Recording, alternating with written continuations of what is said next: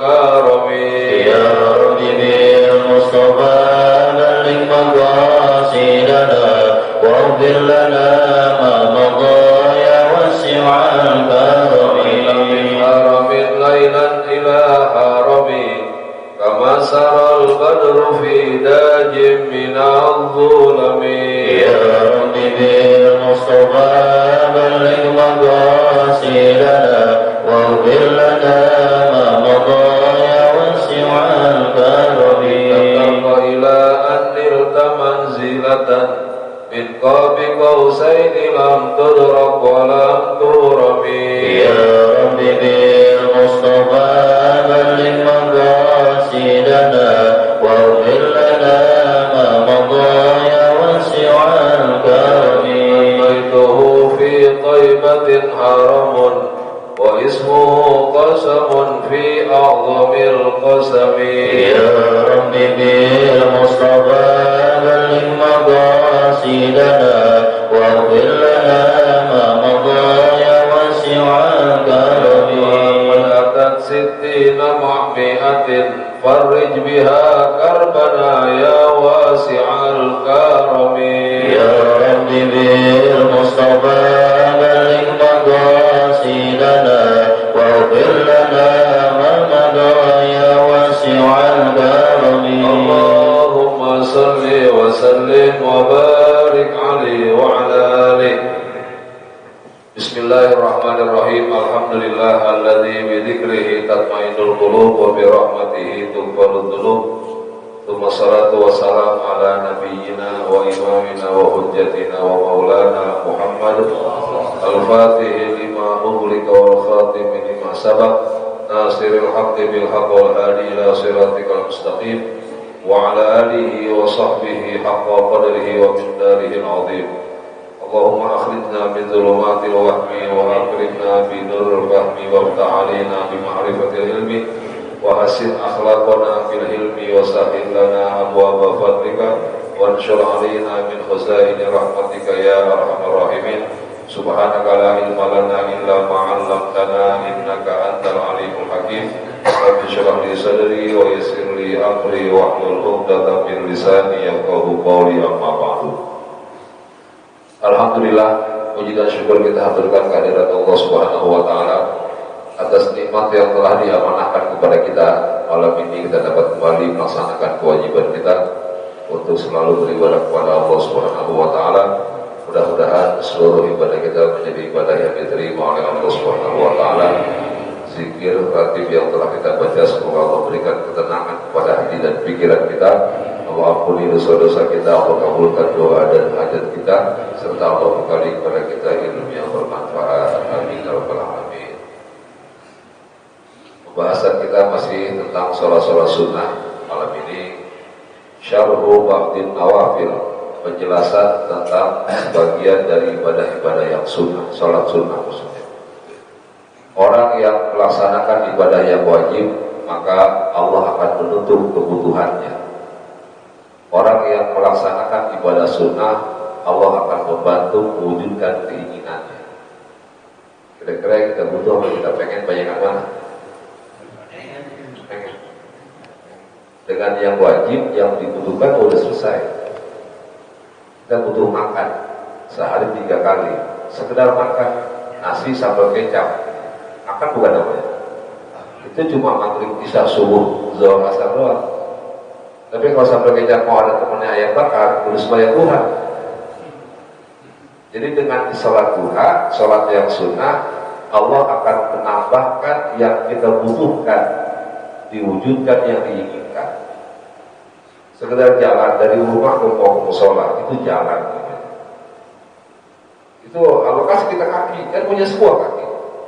Nah, pengen pakai motor supaya yang sunnah, kalau pengen motor. Kayak mobil lah, apain rokaatnya. Jadi jangan sembahyang 5 waktu, pengen Allah mewujudkan yang kita inginkan, impi namanya. Jadi kita tambah dengan sholat-sholat sunnah. Syarhu ba'din nawafil al-ula sholatul witri wa hiya wajibatun inda Abi Hanifah. Pertama dijelaskan di sini sholat sunnah witir. Menurut mazhab Imam Abu Hanifah hukumnya wajib. Kalau wajib berarti sholatnya 6 waktu. Ya. Jadi dari subuh, zuhur, asar, maghrib, isya, witir. Ini menurut Imam Abu Hanifah. Apa dasarnya? Sebab seumur hidup Rasulullah tidak pernah meninggalkan sholat sunnah witir. Seumur hidup. Dan beliau menjadikan witir di akhir sholatnya. Karena seringnya begitu, akhirnya kata Imam Abu Hanifah, sholat witir buat mazhab beliau hukumnya wajib. Berjamaah juga sama. Karena Nabi gak pernah melaksanakan sholat 5 waktu kecuali berjamaah, maka berjamaah itu menurut versi beliau hukumnya wajib. Gak sah sholat kalau dilaksanakan sendiri-sendiri. Abu Hanifah. Tapi kita Imam Syafi'i, hukum jamaah sunnah muakkadah. Jamaah boleh, gak jamaah juga sah. Witir juga sama, hukumnya sunnah muakkadah. Witir boleh, gak witir juga gak apa-apa. Jadi yang jelas dia sholat sunnahnya termasuk sholat sunnah, bukan sholat wajib. Fadluha, utamanya warada fiha al-katsiru minal ahadithi minha innallaha witrun yuhibbul witra awtiru ya ahlal Qur'an man lam yutir falaysa minna innallaha qad amaddakum bi shalatin hiya khairun lakum min humurin na'am. Ini hadis enak didengar. Kata Rasul, sesungguhnya Allah adalah zat yang ganjil, witir, dan senang dengan perkara yang ganjil. Hampir semua perintah-perintah Allah itu kalau ada hitungannya pasti bilangnya ganjil. Ya, jadi banyak perintah-perintah Allah karena Allah memang menunjukkan saya ini zat yang tunggal, yang esa, yang ganjil. Maka saya senang dengan yang ganjil-ganjil. Witir, ganjil. Orang yang sholat sunnah witirnya 2 rakaat kudu dipakai minal witri. Usolli sunnatan minal witri rakaataini. Kalau 2 rakaat, kalau 2 ganjil apa genap? Genap, bukan witir. Maka kita niatnya kalau sholat witirnya 2 rakaat, 2 rakaat salam tambah 1 berarti usolli sunnatan minal witri. Saya niat sholat sunnah bagian dari witir. Ntar mereka jadi bingung, kata witir tapi 2 kan ganjil, genap. Bilangnya witir tapi 2. Ya bener ya, mana nih ganjil atau genap? Jadi ganjil genap, kalau kita 2 rakaat namanya minal witri, bagian dari yang ganjil. Cicil 2 dulu, habis 2 baru 1. Autiru ya ahlul Quran, witirlah kalian wahai ahlul Quran, orang yang di hatinya ada Al-Quran, ya orang beriman maksudnya. Orang yang hafal Quran istilahnya ahlullah, keluarganya Allah. Abaib, keluarga Nabi. Ahlul bait, keluarga Nabi. Utama mana? Ahlullah atau ahlul Quran? Ya. Orang yang turunan abaib dari turunan Nabi itu sampai yang kayak bilang Habib dah, beliau ahlul bait, keluarganya Nabi. Tapi hafal Quran ahlullah, keluarganya Allah. Dari segi istilah lebih hebat ahlullah, keluarganya Allah. Maka dalam kitab tafsir Ibnu Katsir, Allah malu mengazab orang yang di dalam hatinya ada Al-Quran. Malu, jadi keluarganya Allah. Maka satu di antara yang jasadnya utuh adalah ahlullah, orang yang hafal Quran, jasadnya utuh. Badannya pahit kali ya, janji kagak doyan. Jadi kalau doyan, kalau kita kan badan kita manis, seminggu juga kita udah. Kata ahli forensik, ya forensik, Syekh Mahmud An-Najjar namanya, dari Yarmuk University, beliau ini dikubur manusia 3-8 hari itu udah mengalami pada hitam, kayak pisang taruh di meja. Pisang dari hijau, kuning, habis kuning apa? Hitam, habis hitam busuk. Orang sini bilang bonyok apa dong ya? Ya pokoknya dari hitam, benar-benar lembek. Itu pisang. Nah kita kira-kira begitu. Karena di kuburan 3 hari udah mulai pada hitam, 4 hari, 8 hari udah mulai banyak apa namanya? Jemblat sampai terus. Itu bukan karena azab, bukan karena azab. Memang karena emang sunatullah begitu. Ya habis badan kita. Kalau di azab lain cerita, itu yang secara umum. 8 hari itu badan sudah mulai pada hitam, pada busuk, tapi belum hancur. 3 sampai 4 bulan itu tinggal tengkoraknya namanya. Jadi cacing tanah butuh waktu 3 bulan buat menghabisi badan manusia. Tapi lihat yang mati kurus sama gemuk. Kalau yang mati gemuk, ya 6 bulan dah habisnya. Kalau yang mati kurus, aduh, dia cuma pulang doang. Semangat makanya. Katanya cacing itu binatang yang punya daya penciuman yang sangat jauh. Jadi penciuman dia bisa jauh. Padahal dia di dalam tanah. Dia nggak punya kulit. Kalau kena matahari mati dia. Karena nggak ada pori-pori kulitnya dia. Langsung daging cacing. Tapi dia punya penciuman yang tajam yang mengalahkan anjing pelacak. Anjing herder yang dilatih sama primom itu penciumannya kalah tajam sama cacing. Sampai dia bisa mendeteksi ada penciuman yang menjadi mangsa dia sejauh 2 km. Jauh 2 kilo.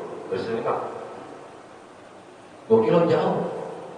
Itu dia bisa menembus bahasa kita, bisa mencium sejauh 2 km.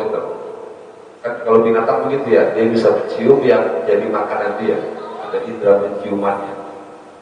Cacing begitu dia tahu di kepala ada korban yang meninggal baru nih, wadah dia tepuk langsung dia share ke grup, ada mangsa ini kan kuburan kepala. Itu jalannya butuh waktu berapa lama itu dari dalam tanah itu cacing. 8 bulan secara umum udah habis. Secara umum ya, kita nggak bicara khusus yang umum, habis sudah.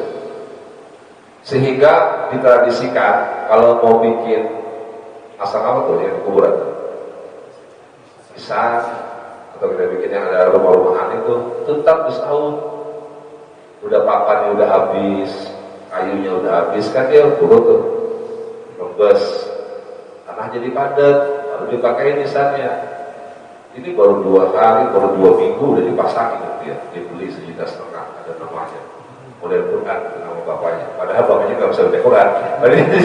Ada model begini tuh kayak orang yang baca Quran, namanya almarhum, lahirnya, tinggal. Itu penting juga, ingetin, kasih nama.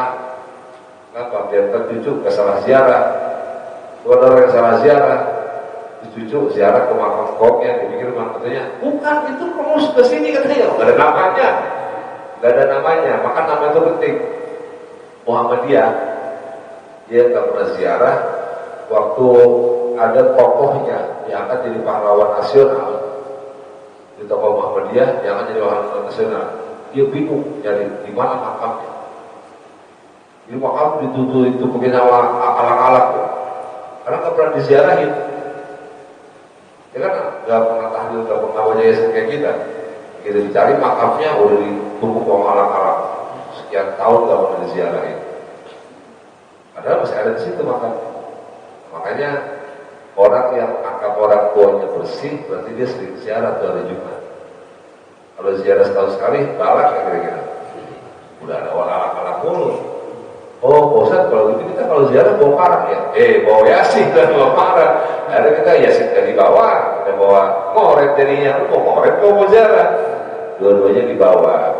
Kalau yang bulanan, dua-duanya kamu bisa lihat begini, gampang, cepat. Kalau makamnya kurus, kalau makamnya kurus mah, insya Allah rapi. Nah, setahun baru dipasangin batu nisan. Kenapa? Jangan sampai nanti ada fitnah. Fitnah apa? Orang yang meninggal dunia 1 minggu, 2 minggu dibikinin rumah-rumahan dan batu nisan, dapat sebulan ambles, 4 bulan ambles. Ya kan? Akhirnya kan viral. Sebulan, kumpulannya ambles. Dikebukin malaikat. Utangnya banyak tuh Pak Haji. Emang anak cucunya yang pada gak punya pikiran, baru 2 minggu udah digituin. 10 tahun udah, setahun tuh udah padat, papan apa namanya yang buat menghalang apa namanya liang lahannya atau bambunya udah habis, akan bakal padat, baru pasangin batu nisan. Gambarnya habis begitu udah tahu. Jadi anak cucunya yang nggak tahu caranya. Karena itu kita kalau nanti mau makamin, mau bikin rumah buat orang tua kita, kalau bisa setahun, jangan sampai kurang dari setahun, biar padat tanahnya. Nah, namanya orang biasa kayak kita. Tapi kalau ahlul Quran, Allah malu mengazab mereka. Jadi di antara jasad yang utuh yang gak akan pernah dimakan oleh binatang tanah, pertama anbiya, para nabi, utuh jasadnya. Yang kedua pejuang yang ikhlas membela agama Allah. Abdi syahid yang makamnya, yang jenazahnya tidak dimandikan, tidak disolatkan, langsung dimakamin, itu para pejuang. Mereka darahnya aja masih seger.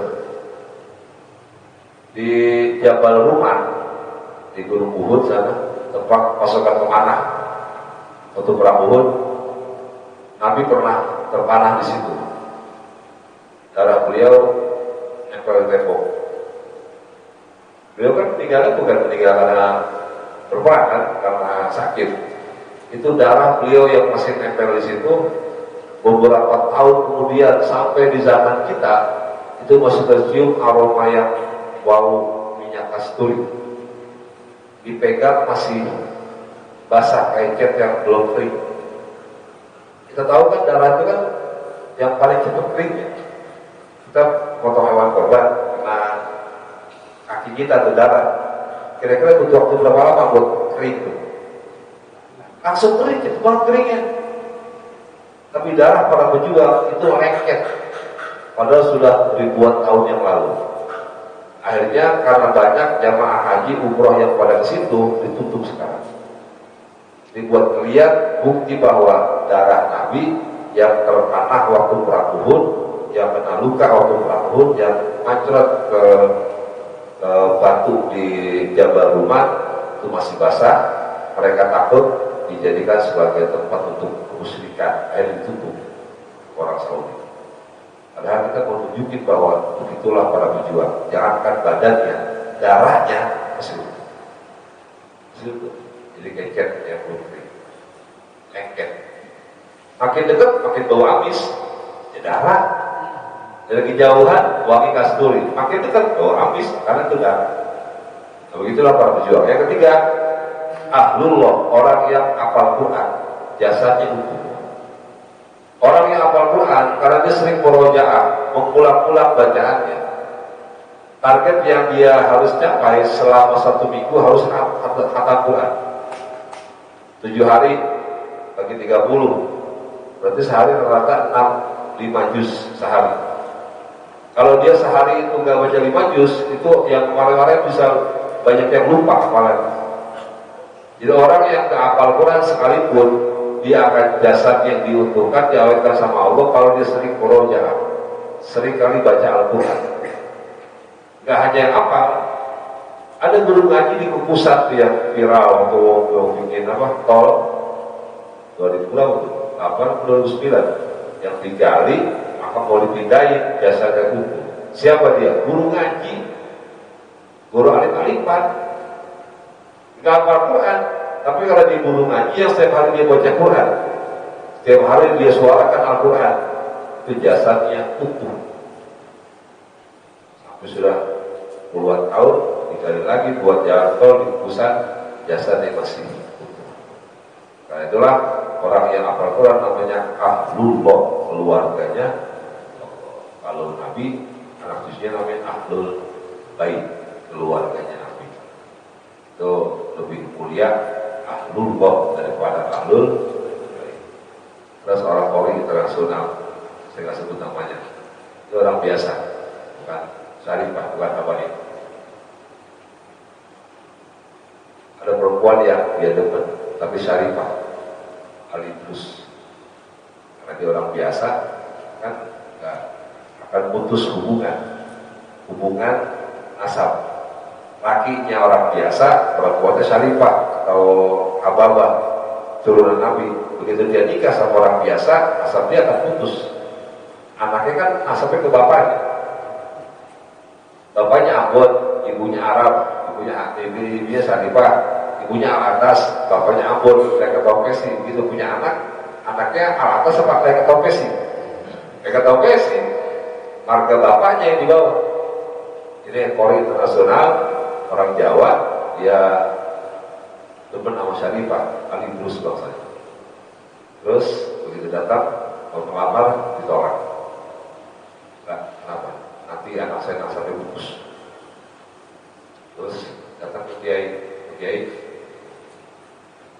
yang cerdas, bukan Kiai yang kajian yang cerdas. Pak Kiai, saya pengen nikah dengan Syarifah. Terus saya lamar, ditolak sama bapaknya. Kenapa? Karena saya bukan abah ibu saya bukan. Alasannya apa? Asal bakal putus. Benar bapaknya. Salah nih. Asapnya akan putus. Tapi dia lupa bahwa ahlullah dengan ahlul bait lebih mulia ahlullah.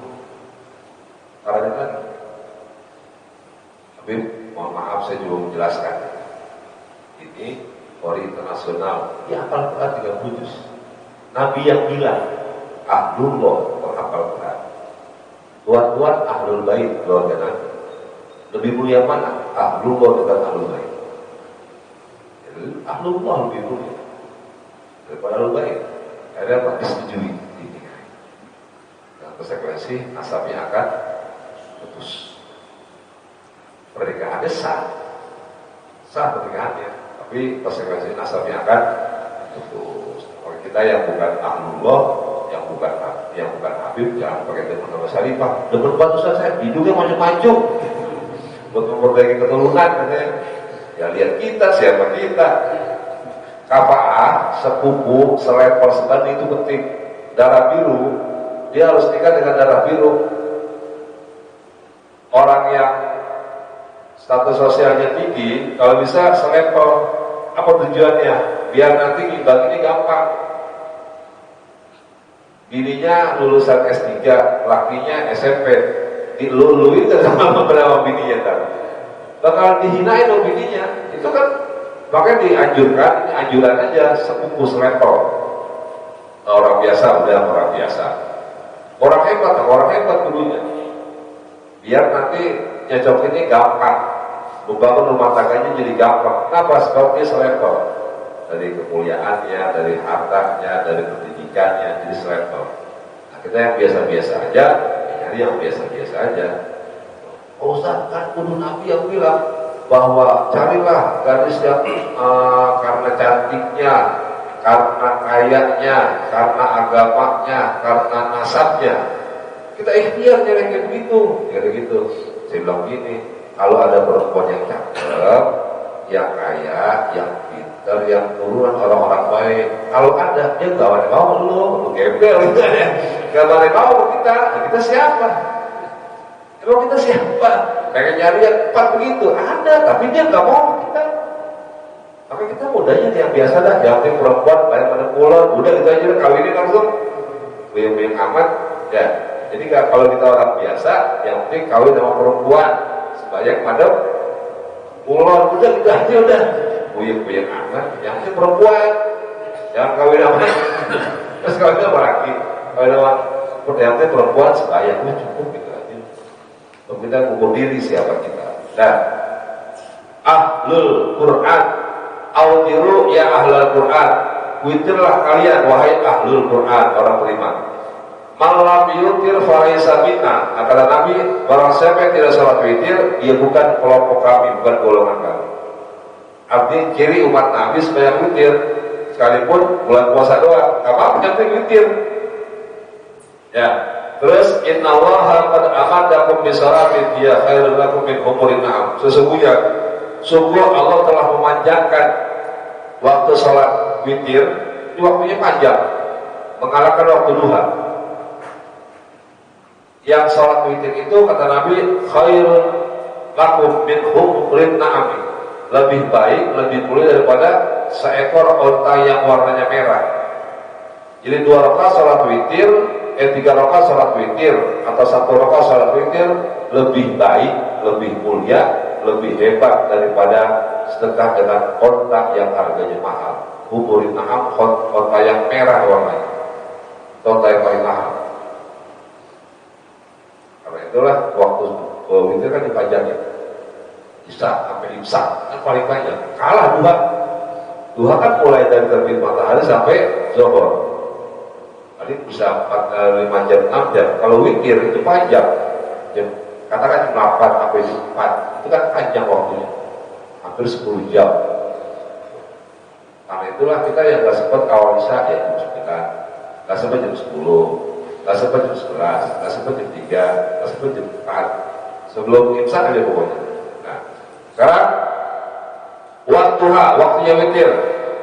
Min fi'lil isya'i ila tulu'il fajri. Setelah sholat Isya sampai terbit fajar, yang tadi saya bilang. Wal afdalu ta'khiruha ila akhiril laili idza kana yaghlibu ala dhannihi al istiqadu qabla al fajri.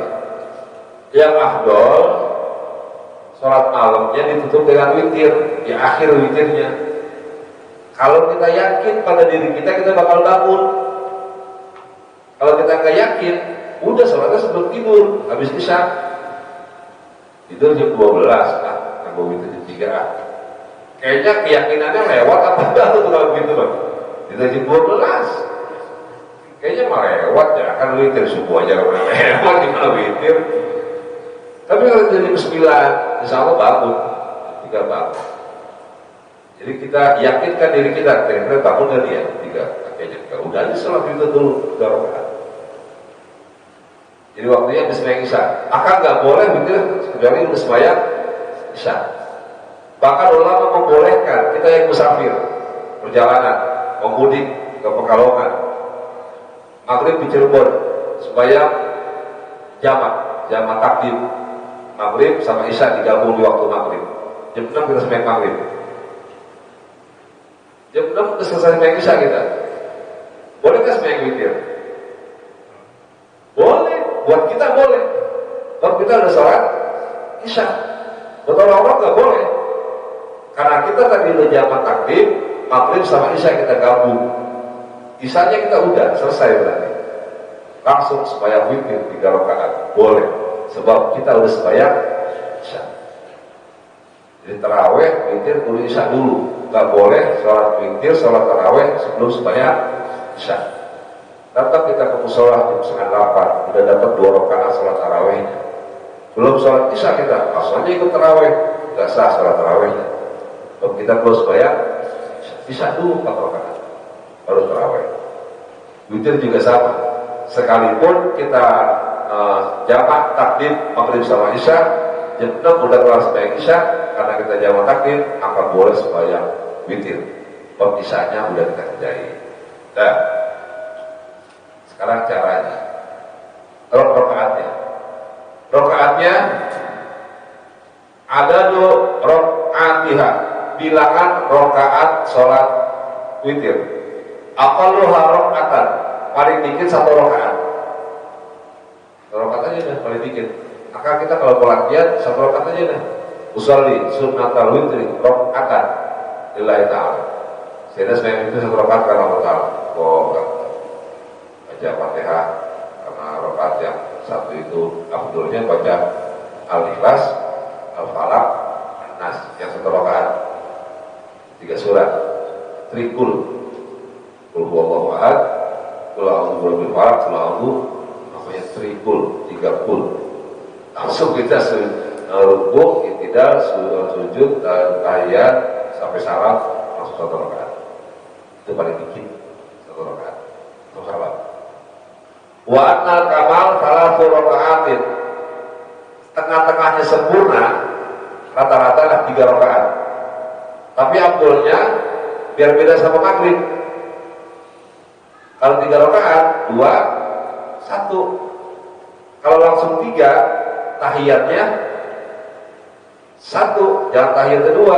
Kalau tahiyat 2 kan sama maghrib. Kalau saudara mau bikin witir 3 rakaat, langsung nggak apa-apa silakan. Langsung 3 rakaat. Usolli sunnatal witri salah rakaatin. Saya udah sembahyang itu 3 rakaat karena Allah Ta'ala. Langsung supaya Begitu 2 rakaat langsung bangun, nggak pakai tahiyat awal. Di akhir baru tahiyat. Jadi beda sama maghrib. Itu rata-rata orang pada 3, yang satu jarang. Jadi baru latihan. Berapa rakaat rutinnya? 1, training tadi itu training. Kata kumpulan. Wa akmalul kamali 11 rakaatan. Sempurnanya witir 11 rakaat. Udah sempurna itu. Udah nggak boleh witir lagi udah 11. Udah cukup. Di awal kita 11 rakaat silakan, atau kita cicil. Awal isya 4 rakaat. Ntar dibangun dia jam 3, berarti 4, 6 rakaat. Jadi 11. Cicil boleh. Cicil lah. 2 rakaat salam, 2 rakaat salam. Tidur. Jam 3 bangun, tinggal 6 rakaat lagi. Selesai dan 7 lagi. Selesai 11 rakaat. Nah, jadi yang rata-rata 3, paling banyak 11, paling dikit 1. Tapi yang penting adalah istiqomahnya. Kita maunya yang mana? Mau awal isya silakan, mau akhir silakan. Jadi pilih aja itu, enaknya kita aja. Kalau kita yakin kita bakal bangun, tak aja akhir. Kalau kita ragu, kita bakal bangun habis baca isya langsung sholat witir 1 rakaat atau 3 rakaat atau 6 rakaat, tapi apa lagi? Pak Ustaz, saya udah sembahyang 4 terus subuhnya saya kesiangan. Subuhnya lewat, bagaimana isya, apa bagaimana witir? Ya udah, itu ntar Allah yang itu kan. Ada yang itu malaikat terus sembahyang bilang witir, tapi ganjil baru 4. Tapi pertimbangan Allah yang akan mengatur. Yang kita udah niat. Sering saya bilang, jangan pernah tidur malam kecuali niat untuk bangun. Niat aja. Ya, tidur jam 10, ya Allah saya niat bangun malam. Gak bangun, gak apa ya, udah niat. Besok niat lagi, ya Allah saya niat bangun malam. 3. Lewat lagi, ya Allah hari Selasa ya Allah saya niat bangun malam. Terus seminggu masa yang gak ada yang ngatur tuh. Ya, yang penting niat dulu. Kalau kita niat, kita bakal ada semangat buat bangun. Itu yang bikin tidur kita jadi intidar sholat, tunggu sholat. Kan orang yang dapat pengampunan, orang yang dari sholat ke sholat. Kelar isya, nunggu subuh. Ya Allah, saya akan nunggu subuh. Kapan ada subuh, saya langsung sholat subuh. Ya nunggunya cuma bilang di akad doang, saya akan nunggu subuh ya. Yang kita tungguin aja, diem, duduk aja. Lebih dia ngapain Pak? Nungguin subuh. Jam 8 masih nungguin subuh. Artinya tetap beraktivitas. Tapi niat, ya Allah, kapan ada sembahyang subuh, saya bakal sembahyang subuh. Selesai subuh, saya akan nunggu zuhur ya Allah. Dengan aktivitas kita. Begitu ketemu azan zuhur, saya akan salat zuhur. Itu yang Nabi bilang, dari sholat ke sholat jadi waktu pengampunan buat dosa-dosa kita. Yang kedua, Jumat ke Jumat, pengampunan juga. Selesai Jumatan, niat, ya Allah, minggu depan saya akan salat Jumat lagi. Jadi selama kita tunggu ketemu Jumat, jadi masa tunggu pengampunan. Karena kita udah ngincar, kapan Jumat, mau sembahyang Jumat. Yang ketiga, dari umroh ke umroh, itu jadi kafarah juga, pengampunan buat kita juga. Selesai umroh, selesai kita tawaf wada, mau meninggalkan Mekah, niat ya Allah, kapan saya ketemu umroh lagi, saya bakal umroh lagi. Jadi masa tunggu pengampunan. Selebihnya bukan masa tunggu pengampunan. Yang paling gampang buat kita kelar sholat, langsung niat lagi buat kerjaan sholat di waktu yang akan berikutnya.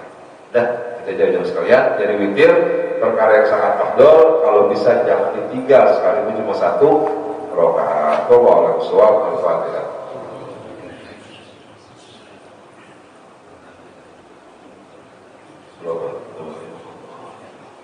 Qala Rasulullah sallallahu alaihi wasallam, afdalu ma qultu ana wan nabiyyuna min qabli, la ilaha illallah, la ilaha illallah, la ilaha illallah, Muhammadur Rasulullah.